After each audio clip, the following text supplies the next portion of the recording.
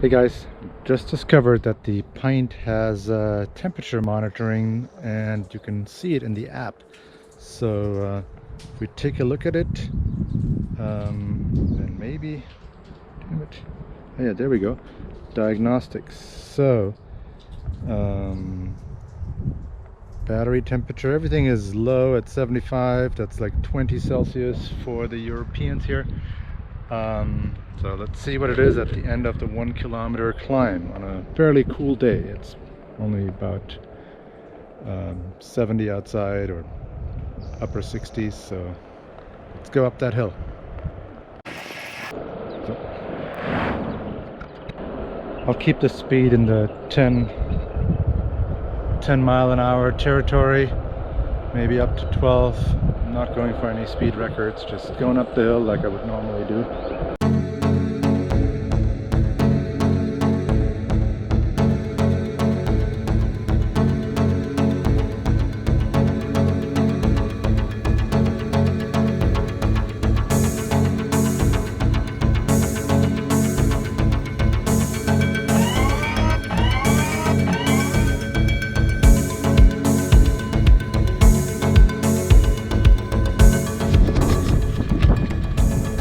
Alright, we made it to the top. Let's see what it looks like here.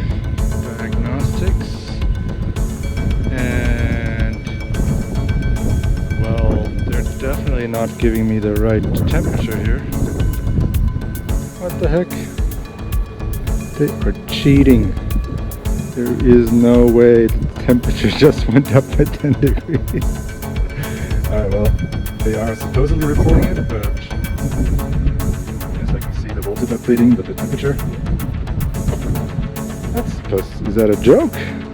Temperature readings, total nonsense. Hey Siri, what's 51.1 divided by 15? It's about 3.4066.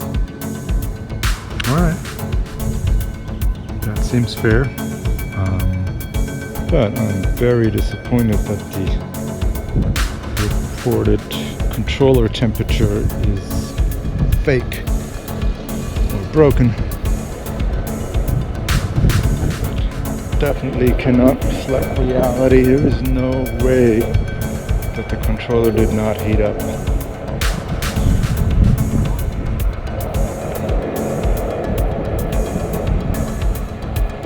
At best, they are monitoring temperature in the compartment.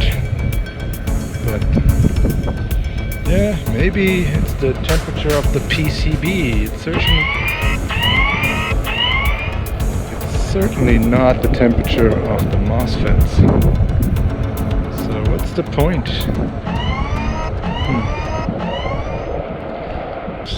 I mean, now I understand why they removed it, because it's completely meaningless.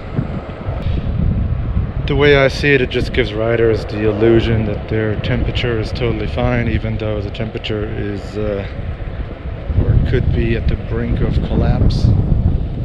So, bummer. Oh, see, you can monitor voltage sag here. That's cool. Damn, 46 volts? Seriously? On a 15S? That is worrisome. 45? What?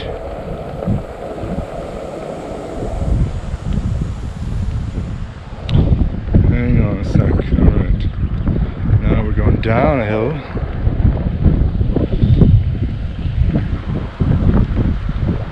It's pretty seriously delayed. Well, maybe it's not. Alright, going back up a hill. 46 volts, battery percentage 5%, 45, 44. Yeah, I could see how we could easily nosedive in this situation, because at 44, accelerating hard will give you some nice voltage sag. I'm not even accelerating hard, I'm just going up a slight incline here. Hey Siri, what's 45 divided by 15? Well, okay, that's 3.0. I could have It's 3. Yeah. Alright. slow here. So it's interesting that they let you ride the battery so far down. I would have thought for sure that they would have some margin built in. The board is not letting me know in any way other than the app alerts. The board is giving me no low voltage tilt back or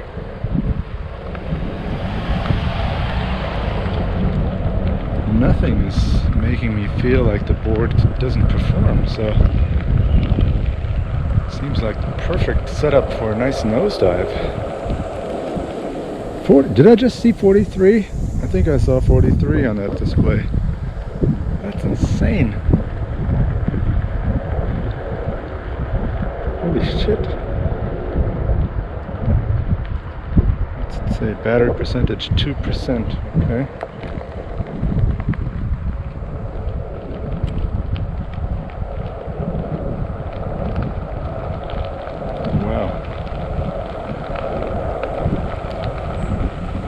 Jesus, I just saw 41.9 volts. Hey Siri, what's 41.9 divided by 15?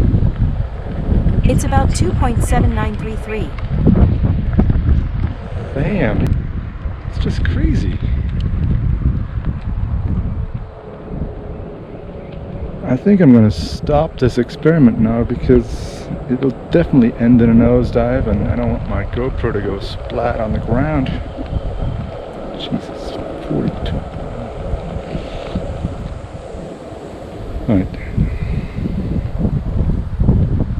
That is craziness.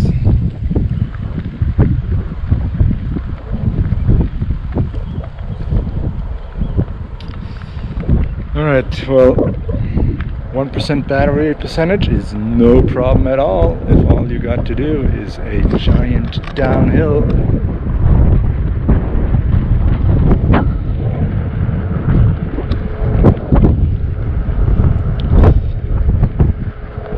And that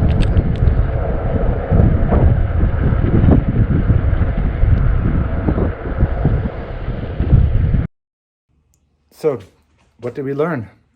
I guess the pint does not report actual temperatures. Would have been nice. Even the motor temperature, I would say, it doesn't look like it's real.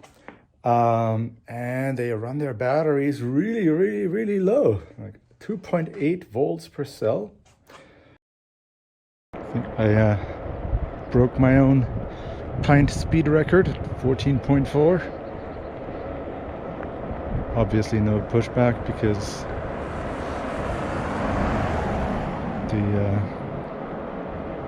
I don't know why there's no pushback.